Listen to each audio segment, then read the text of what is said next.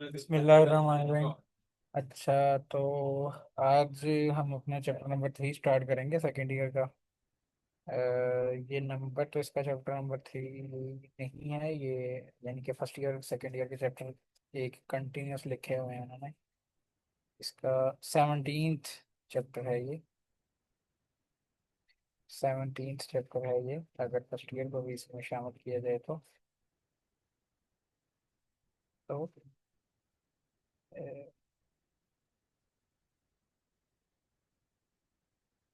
Chapter का नाम है कोऑर्डिनेशन एंड कंट्रोल। जिस तरह पिछले चैप्टर का नाम था स्पोर्ट एंड मूवमेंट, जिसमें हम ये देख रहे थे कि स्पोर्ट और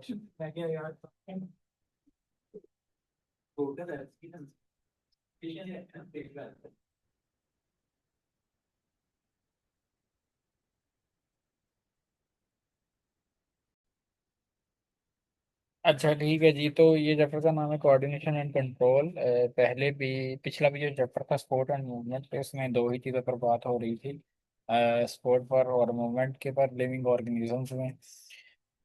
इस चैप्टर में भी दो ही चीज़ों पर बात होगी, एक है कोऑर्डिनेशन और एक है कंट्रोल। कोऑर्डिनेशन का मतलब है कि कैसे किसी भी लिविंग ऑर्गेनिज्म के, चाहे वो एक सेल पर मुश्तमिल है, चाहे वो एक से ज़्यादा सेल पर मुश्तमिल है लिविंग ऑर्गेनिज्म, उसके जो मुख्तलिफ हिस्से हैं उसके जिस्म के, वो कैसे एक दूसरे से कोऑर्डिनेट करते हैं, कैसे एक दूसरे के से मुताबिकत रखते हैं, कैसे एक दूसरे के मुताबिक चलते हैं। और कंट्रोल का मतलब है कि वो लिविंग ऑर्गेनिज्म अपने जिस्म के मुख्तलिफ हिस्सों को कैसे कंट्रोल करता है। ये एक बिल्कुल सिंपलर फॉर्म से लेकर, यानी कि यूनिसेलुलर बैक्टीरिया से लेकर कम्प्लेक्स होते होते ह्यूमन तक पहुंची है ये कोऑर्डिनेशन और कंट्रोल का सिस्टम। हम अपना सिस्टम भी इसमें पढ़ेंगे और सिंपल वाले जो हैं वो भी पढ़ेंगे। ठीक है। सबसे पहले इसका इंट्रोडक्शन करवाएगा वो, कि वो चैप्टर में जैसे कि इस चैप्टर को लिखने का मकसद क्या है और इसमें क्या क्या बातें वो करना चाहेगा। वही मैं आपको इंट्रोडक्शन रीड करवा देता हूँ। All organisms show certain common characteristics. One of them is to respond to stimuli. सारे ही लिविंग ऑर्गेनिज्म जो है ना, उनमें कुछ खसूसियात ऐसे ही हैं जो कि वो शेयर करते हैं, जो उनमें सेम ही हैं। और उनमें से एक ये है कि वो स्टिमुलाई जो है ना, स्टिमुलाई स्टिमुलस की जमा है। स्टिमुलस का मतलब है कि कोई भी बाहर की चीज़ जो कोई भी चीज़ जो दूसरी चीज़ को अफेक्ट करती है किसी भी तरीके से, वो स्टिमुलस है दूसरी चीज़ के लिए। अगर ए चीज़ बी चीज़ को इफेक्ट करती है, तो बी चीज़ के लिए ए चीज़ स्टिमुलस है। लाइट अगर मुझे इफेक्ट कर रही है, तो मेरे लिए वो स्टिमुलस है। तो सारे ही ऑर्गेनिजम्स, लिविंग ऑर्गेनिज्म स्टिमुलस के अगेंस्ट रिस्पॉन्स करते हैं कुछ। दीज स्टिमुलाई में भी इंटरनल और एक्सटर्नल, ये स्टिमुलस बाहर से भी हो सकता है और अंदर से भी। मॉलिक्यूलर लेवल, एट मॉलिक्यूलर, सब सेलुलर, सेलुलर ऑर्गेनिज्म लेवल। ये आपने बायो का जब, अभी हम चैप्टर नंबर 17 पर पहुंच चुके हैं माशाल्लाह, तो जब चैप्टर नंबर 1 में ही ये सारी चीज़ें पढ़ ली थी। चैप्टर नंबर 1 मैंने आपको खुद पढ़ाया था। तो उसमें जो बताता है कि मॉलिक्यूलर का कौन सा लेवल है, सब सेलुलर कौन सा है, सेलुलर कौन सा है। ठीक है। मॉलिक्यूलर लेवल बेसिकली मॉलिक्यूल्स का लेवल है, यहाँ पर प्रोटीन्स हैं, कार्बोहाइड्रेट्स हैं। सब सेलुलर ऑर्गेनेलिज का लेवल है, सेलुलर सेल का लेवल है। ऑर्गेनिज्म का लेवल जो है वो सेल मुख्तलिफ मिले तो ऑर्गेनिज्म लेवल बन जाता है। तो सारी स्टिमुलाई के अगेंस्ट ऑर्गेनिज्म रिस्पॉन्ड करता है। दी एक्टिविटी, सारी नहीं बल्कि कुछ, मतलब स्टिमुलस जो आते हैं उनके अगेंस्ट ऑर्गेनिज्म रिस्पॉन्ड करता है। The activities of different body parts in response to the stimuli must be coordinated. अब वो आगे बात कर रहा है कि जो मुख्तलिफ बॉडी जिस्म के हिस्से हैं, उनकी जो एक्टिविटीज़ हैं स्टिमुलाई को रिस्पॉन्ड करते हुए, वो एक दूसरे से कोऑर्डिनेट करनी चाहिए। The coordination makes possible the integration of function essential to organismic behaviour. तो इस ये कोऑर्डिनेशन जो है वो, यानी कि एक तो फंक्शन की इंटीग्रेशन करवा देता है, यानी कि जो मुख्तलिफ काम हैं उनकी एक दूसरे के साथ ज़ाब्तगी करवा देता है, यानी कि वो एक दूसरे के साथ बाज़ाब्ता हो जाते हैं, एक दूसरे के साथ मिल जाते हैं, मिल अच्छे तरीके से इंटीग्रेट हो जाते हैं, घुल मिल जाते हैं। जो फंक्शन है एक के बाद दूसरा और दूसरे के बाद तीसरा फंक्शन करता है।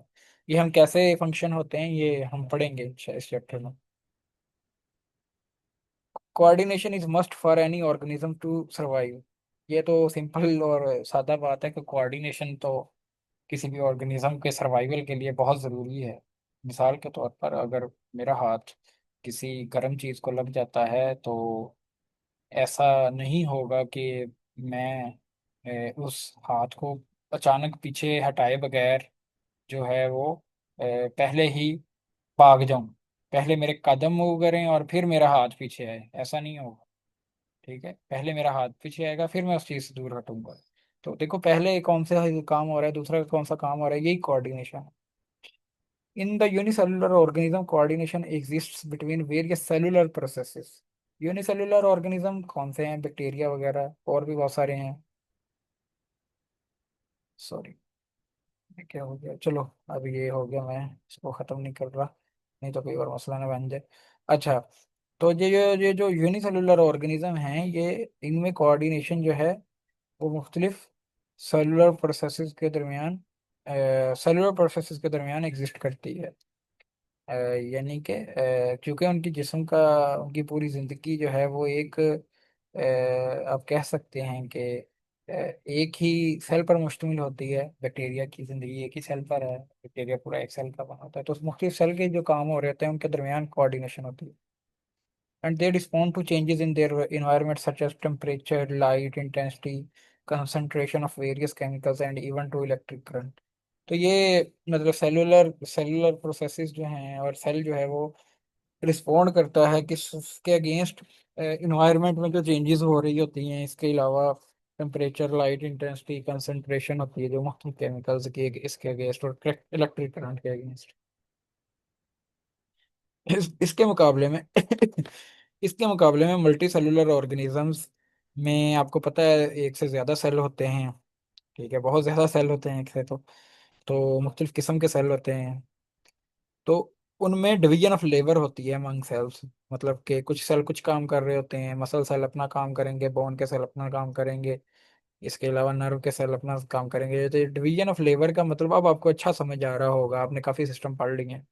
रेस्पिरेटरी पढ़ लिया, डाइजेस्टिव पढ़ लिया, ट्रांसपोर्ट का पढ़ लिया, फोटोसिंथेसिस वाला पढ़ लिया। इसके अलावा इसमें ही होम्योस्टेसिस वाला, इसी बुक में ही होम्योस्टेसिस वाला पढ़ लिया। इसके अलावा आपने मैंने जो पढ़ाया स्पोर्ट एंड मूवमेंट भी पढ़ लिया। अब हम नर्वस सिस्टम भी पढ़ेंगे।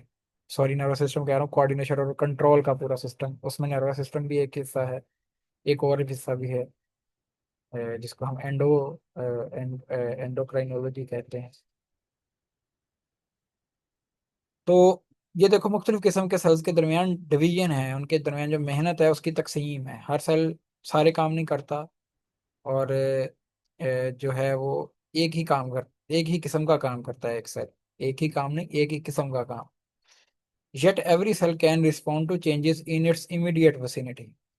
हाँ, अलबत्ता सेल जो है उसके उन सेल्स के दरमियान लेबर की डिवीजन तो है, लेकिन विसिनिटी कहते हैं हमसायगी को। हमसाया जो होता है ना वो हमारा हमारी विसिनिटी में रहता है, हमारे आसपास रहता है। तो जो सेल के बिल्कुल हमसाए में, मतलब सेल के बिल्कुल साथ ही जो चेंजेस आ रही होती हैं, सेल उनको रिस्पॉन्ड कर सकता है, इसका ये मतलब है। It must be noted that even the most highly developed organisms we example E G का मतलब होता है example given, we humans are unable to detect and respond to many changes और स्टिमुलाई इन आवर एनवायरनमेंट। उसने कहा ये बात भी नोट कर लो आप कि सबसे ज्यादा हाईली डेवलप्ड ऑर्गेनिजम्स जो इस प्लेनेट पर मौजूद हैं वो हम ही हैं असल में। ठीक है, हर मामले में। तो हम भी जो ह्यूमंस भी जो हैं वो हर किस्म के स्टिमुलस को रिस्पॉन्ड नहीं करते। हम सबसे ज़्यादा डेवलप्ड इसलिए हैं, आप पिछला चैप्टर अगर देखोगे तो सबसे ज़्यादा जो डेवलप्ड उस चैप्टर में लगते हैं, उस चैप्टर के हिसाब से तो देखो स्पोर्ट एंड मूवमेंट के हिसाब से सबसे जो डेवलप्ड हैं वो परिंदे ही हैं। ठीक है, लेकिन हम अगर ओवरऑल ऑर्गेनिज्म के लिहाज से देखें तो सबसे ज़्यादा मूवमेंट सॉरी सबसे ज़्यादा डेवलप्ड हम ही हैं, क्योंकि हमारा नर्वस सिस्टम बर्ड से बहुत अच्छा है। हमारी ये जो नर्वस सिस्टम है वो ज़्यादा अच्छा है बर्ड से। ठीक है, उनका हमसे कम अच्छा है। स्पोर्ट एंड मूवमेंट में वो हमसे आगे हैं, चूँकि वो उड़ सकते हैं। और तो लेकिन स्पोर्ट भी उनकी अच्छी है हमसे, लेकिन जो है बाकी ओवरऑल ऑर्गेनिज्म के हवाले से हम उनसे बहुत आगे हैं। We are unaware and not able to respond to process of bacteria on the surface of our body. अब अच्छा, अब ये कहता है कि चूंकि वो कहता है कि हम, पिछली लाइन में दोबारा रीड कर रहा हूँ, कि नोट करो कि हम सबसे ज्यादा डेवलप्ड ऑर्गेनिज्म है, लेकिन हम भी सारे स्टिमुलस जो होते हैं, सारे चेंजेस होते हैं जो हमारे इर्द गिर्द, उनको रिस्पॉन्ड नहीं कर रहे होते। ठीक है। यानी कि मिसाल के तौर पर हमारे जो जिस्म पर बैक्टीरिया होते हैं, इसने मिसाल यहाँ भी दी, हमारे जिस्म पर जो बैक्टीरिया होते हैं उनको हम रिस्पॉन्ड नहीं करते। ठीक है, हमें नहीं पता कि हमारे हाथ पर कितने बैक्टीरिया हैं, तो हम रिस्पॉन्स हमारा नहीं होता। हाँ, अगर मच्छर आकर बैठ जाए तो हम उड़ा देते हैं उसे, क्योंकि हमें पता है ये काटेगा। कुछ स्टिमुलस के अगेंस्ट हम रिस्पॉन्ड करते हैं, कुछ के नहीं, अगेंस्ट नहीं करते। वजह क्या है? Because our sensory cell do not detect their presence. यानी कि सेंस, हमारे जो सेंसरी सेल्स हैं, जो हमारी सेंसरी सेल्स कौन से होते हैं, ये आगे भी बहुत मैं तफसील से पढ़ाऊंगा। जो ये वो वाले सेल्स होते हैं जो सिग्नल हमारी स्किन से या हम मुख्तलिफ हिस्सों से दिमाग की तरफ लेके जाते हैं, उनको सेंसरी सेल्स कहते हैं। नर्वस सिस्टम का हिस्सा होते हैं ये सेल्स। तो ये जो सेंसरी सेल हैं, ये बैक्टीरिया की प्रेजेंस को डिटेक्ट नहीं कर पाते। ठीक है। But some of our internal body cells do respond and produce chemicals or phagocytose them to destroy them. हालांकि बैक्टीरिया हमारे स्किन के ऊपर हैं और हमें, हम उनके खिलाफ पूरा एज अ ह्यूमन रिस्पॉन्ड नहीं करते, लेकिन हमारे जिस्म के अंदर कुछ सेल्स जो है वो उनको डिटेक्ट कर लेते हैं। ठीक है, कुछ सेल्स हैं हमारे जिस्म में, और वो कुछ केमिकल्स प्रोड्यूस करते हैं। इसके अलावा कुछ खा जाते हैं, जैसे फैगोसाइटोसिस कौन करता है? मैक्रोफेजिस करते हैं। केमिकल्स कौन से सेल प्रोड्यूस करते हैं? ये जो बी और टी लिम्फोसाइट्स हैं वो प्रोड्यूस करते हैं। We are unable to see different radiations except for visible spectrum of light, but our body cells do respond to some of them. हम, वो कहते हैं, हम अनेबल हैं कि हम हर किस्म की रेडिएशंस को देख सकें, सवाए के विजिबल स्पेक्ट्रम है ना जो लाइट का, वो सिर्फ उसको देख सकते हैं, बाकी लाइट को नहीं देख सकते। देखो, लाइट जो होती है, ये सिर्फ जो हमें नजर आ रही है ये वही नहीं है। लाइट बेसिकली, आप समझो कि वेव होती है, वेव पैटर्न पर होती है, और इसकी एक वेवलेंथ होती है। और कितनी वेवलेंथ होगी ये डिपेंड करेगा उसके कलर पर, या कलर डिपेंड करेगा वेवलेंथ पर, लाइट की वेवलेंथ पर। ठीक है। तो कुछ वेवलेंथ्स जो हैं वो हमारी आंखें डिटेक्ट कर पाती हैं, तो वही कलर हमें नजर आ जाते हैं। लेकिन लाइट की वेवलेंथ्स इसके अलावा भी हैं, वो लाइट हमें नजर नहीं आती, क्योंकि हमारी आंखें उसको देखने के लिए नहीं बनी हुई। इसी तरह ही साउंड है, 20 से लेकर 20,000 हर्ट्ज तक की जो साउंड की वेव्स हैं वो हमारे कान डिटेक्ट कर पाते हैं। इसके इसके से इससे ज्यादा फ्रीक्वेंसी वाले भी नहीं कर पाते, इससे कम फ्रीक्वेंसी वाले भी नहीं कर पाते। ठीक है जी। बड़ा वेग सा इसने यहाँ पर इंट्रोडक्शन दिया है, लेकिन चलें, जैसा भी दिया है मैंने आपको पढ़ा दिया। वेग कहते हैं मोबहम को, क्लियर कट नहीं है कि बताया नहीं, क्या कोऑर्डिनेशन को मैं क्या क्या हम इस चैप्टर में पढ़ने की कोशिश करेंगे। हाँ हाँ, ये बताया है कि कोऑर्डिनेशन होनी चाहिए, और कोऑर्डिनेशन कैसे, क्यों जरूरी है, ये थोड़ा सा होता है। अच्छा जी, जैसा कि सारे चैप्टर्स में ही इस तरह ही होता है कि जब भी कोई सिस्टम बयान होता है किसी भी चैप्टर में, तो सबसे पहले प्लांट्स की बात होती है, उसके बाद एनिमल्स की बात होती है। तो इस चैप्टर में भी वैसे ही होगा। Coordination in plants control through hormones. Plants में कैसे कोऑर्डिनेशन होती है हॉर्मोन्स के थ्रू, ये वो बताने की कोशिश करेगा। Plants, as compared to animals, are far from being passive and are complex, dynamic organisms that grow, change, react to external, internal stimuli and show response। अच्छा जी। अच्छा, जो ये प्लांट वाले हिस्से में बात करेगा, वो उनमें से काफी बातें मैंने आपको पिछले चैप्टर में पहले ही बता चुका हूँ। अ, अच्छा जी। अ, तो जो बातें मैं अभी प्लांट वाले हिस्से में बताएगा, इसकी काफ़ी ज़्यादा चीज़ें मैं पहले ही बता चुका हूँ। तो कोई टेंशन लेने की बात नहीं है, इजी ही है। अच्छा, वो कह रहा है कि प्लांट्स जो हैं ये फार फ्रॉम बीइंग पैसिव, यानी कि ये एक्टिव हैं। फार फ्रॉम बीइंग पैसिव का सीधा सीधा मतलब है एक्टिव है, यानी फार का मतलब दूर, और पैसिव नहीं है, एक्टिव है। और एक्टिव कैसे हैं? क्योंकि ये ग्रो भी करते हैं, अपने आप को चेंज भी करते हैं, और रिएक्ट भी करते हैं। जैसे देखा आपने पिछले चैप्टर में, कुछ एग्जांपल्स मैंने दिखाएंगे कैसे पौधे रिएक्ट कर रहे हैं, अपने आप को चेंज कर रहे हैं, ग्रो कर रहे हैं। It is no exaggeration to say that plant behave. वो कह रहा है ये कोई मुबालगा राय नहीं है। एग्जेजरेशन होता है किसी चीज को बढ़ाकर बयान करना। वो कहता मैं कोई बढ़ाकर बयान नहीं कर रहा कि पौधे भी अपना बिहेवियर शो करते हैं, लेकिन but their behaviour is fundamentally different from that animals, from that of animals. But उनका डिफरेंट बिहेवियर जो है वो बुनियादी तौर पर ही जानवरों से फर्क है। ठीक है, जानवर तो भौंकेंगे भी, जानवर काटेंगे भी, जानवर बोलेंगे भी, लेकिन पौधे आपको ये करते हुए नजर नहीं आएंगे। पौधे कुछ और तरह से बिहेवियर अपना शो करते हैं। ठीक है, पौधे आहिस्ता आहिस्ता रिस्पॉन्ड करते हैं, बहुत ही स्लो स्लो रिस्पॉन्ड करते हैं। The difference is due to two ways ways of life. Difference जो पौधों और जानवरों में है वो क्यों है? क्योंकि पौधों का दो किस्म का वे ऑफ लाइफ है, वे ऑफ जिंदगी गुजारने का तरीका, sessile on one hand and motile on the other. पौधे एक तरफ यानी कि जो है हम्म, क्या कहते हैं, पौधे तो एक तरफ जो है वो हरकत नहीं करते, मतलब एक जगह पर। सिसाइल का मतलब होता है साकन। साकन का यहाँ पर मतलब है कि लोकोमोशन नहीं कर रहे। और मोटाइल कौन है? मोटाइल है जानवर। Much of the behavior of plants depend on variations in growth rates or changes in the turgidity of cell when they show movement। वो कहता है पौधों का बिहेवियर हमें कैसे नजर आता है? वो नजर आता है हमें जो वेरिएशन होती है। तो वेरिएशन का मतलब होता है तब्दीली। तब्दीली किसमें? ग्रोथ रेट्स में। मतलब एक साइड से अगर पौधे की ग्रोथ बढ़ गई और दूसरी साइड से कम हो गई, तो पौधा जिस तरफ ज्यादा हो गई उस तरफ बढ़ेगा। इसके अलावा भी मैंने जो पिछला अगर चैप्टर देखो तो वहां पर भी बड़ी दफा ये वेरिएशन इन ग्रोथ रेट्स की वजह से पौधे में मुख्तलिफ किस्म के हमें चेंजेस नजर आए थे। वो आप को ये अच्छे से याद है, मैं उन चीज़ों को दोबारा दोहराना नहीं चाह रहा यहाँ पर। दूसरा है changes in the turgidity of cell. और दूसरे नंबर पर सेल्स की, वहां पर भी मैंने बताया था कि सेल का टर्गर प्रेशर जो है वो चेंज हो जाता है, जिसकी वजह से वो मूवमेंट शो करते हैं। जैसे पत्ते सुबह टाइम ऊपर उठ जाते हैं, शाम टाइम नीचे गिर जाते हैं, कुछ पौधों के, सबके नहीं।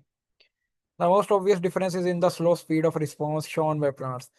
जो सबसे बड़ा डिफरेंस, जो सबसे वाज़ेह डिफरेंस है पौधों और जानवरों में, वो है कि स्लो स्पीड है जानवरों की। यही मैंने बताया था आपको कि पौधों और जानवरों की स्पीड स्लो है। ये मैंने हाईलाइट ऊपर वाला कर दिया, लेकिन ये मैं पढ़ा नीचे वाला रहा था। चलो कुछ नहीं होता। Animals have evolved tissues like, अब वो एनिमल की थोड़ी सी बात करेगा ताकि कंपैरिजन बना रहे। Animals have evolved tissues like, tissues like, like यहाँ पर लाइक है फॉर एग्जाम्पल के लिए, यानी कि animals have evolved tissues for example muscles. ये इस तरह भी लिखा जा सकता है। तो इसका मतलब है कि एनिमल्स ने कुछ टिश्यूज जो है वो इवॉल्व किए हैं, एनिमल्स के अंदर कुछ टिश्यूज डेवलप हुए हैं। जैसा कि मिसाल मसलन, मसलन कौन सा टिश्यूज? मसल के टिश्यू, मस्कुलर टिश्यूज, जो पिछले चैप्टर में पढ़ के आए हैं। Specialised for production of rapid movements. और इन मसल्स का क्या काम है कि ये रैपिड मूवमेंट करवाते हैं, बहुत तेजी से हरकत करवाते हैं। Plants and animals employ different ways to respond and have evolved control systems accordingly. पौधे और जानवर जो हैं वो मुख्तलिफ किस्म के तरीके अपनाते हैं रिस्पॉन्ड करने के। ठीक है, स्टिमुलस को रिस्पॉन्ड करने के।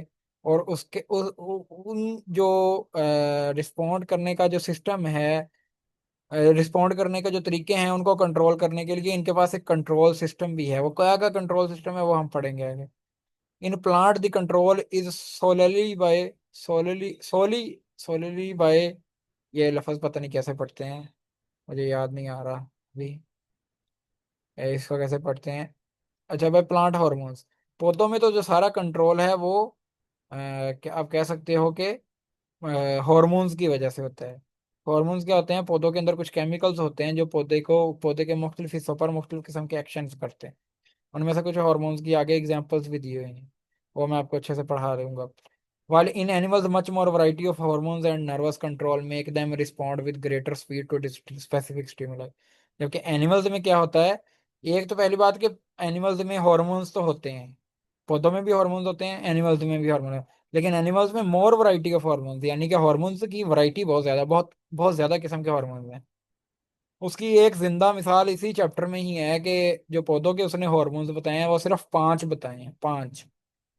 और आगे जानवरों के हॉर्मोन्स वो आप आगे देखिएगा, बहुत ही ज्यादा, काफी मतलब 5 से तो बहुत ज्यादा हैं वो, 10 12 15 होंगे।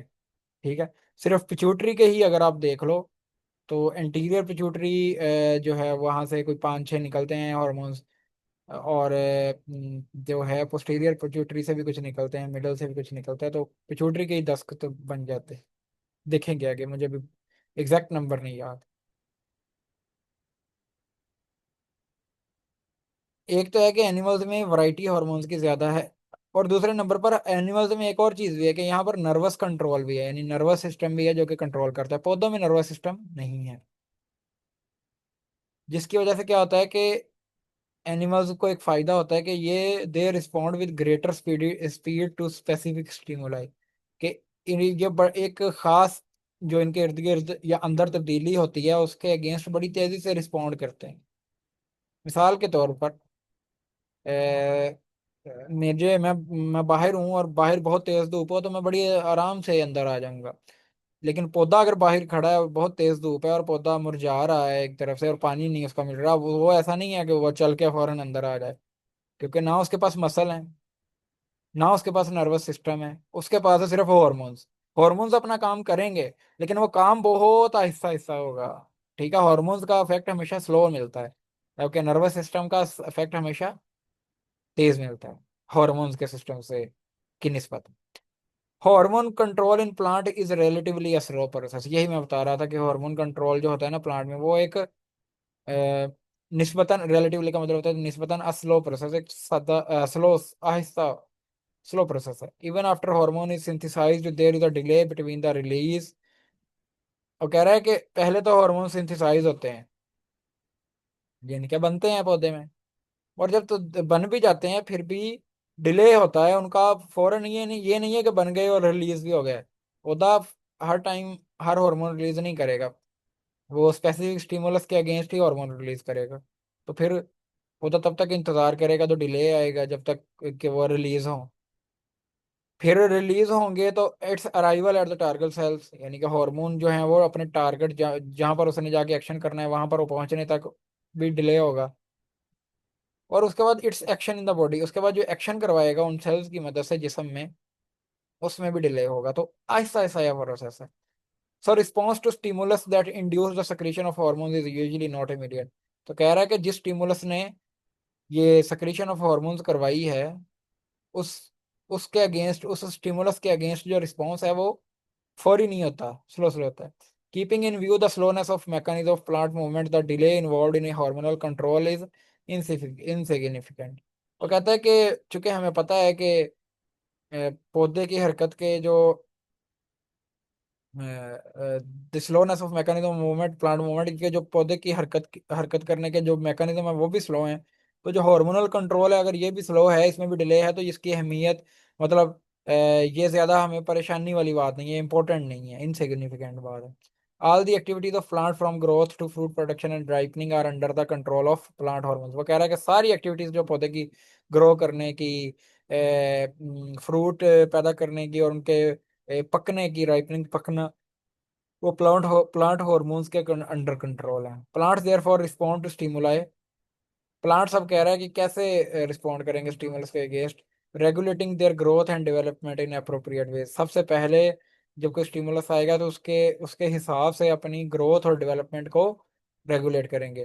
Controlling their body functions through plant hormones और ग्रोथ हार्मोन्स। और क्या करेंगे, अपने बॉडी फंक्शंस को भी कंट्रोल करेंगे, और प्लांट हार्मोन्स या फिर कुछ ग्रोथ हार्मोन्स होते हैं उनके हिसाब से। चलें जी, अभी मैं इतना ही पढ़ा रहा हूँ। अगले लेक्चर में मैं इंशाल्लाह बाकी भी आपको पढ़ाऊंगा। तब तक के लिए अल्लाह हाफिज़। ये छोटा सा लेक्चर है, लेकिन इसको अच्छे से रीड कर लेनीजिएगा। इसमें से कोई लॉन्ग क्वेश्चन शॉर्ट क्वेश्चन तो नहीं आएगा, शॉर्ट क्वेश्चन भी बनता नहीं है इसमें से, बस इसको रीड कर लें ताकि आपको पता लग जाए कि वो चैप्टर में क्या पढ़ा रहा है।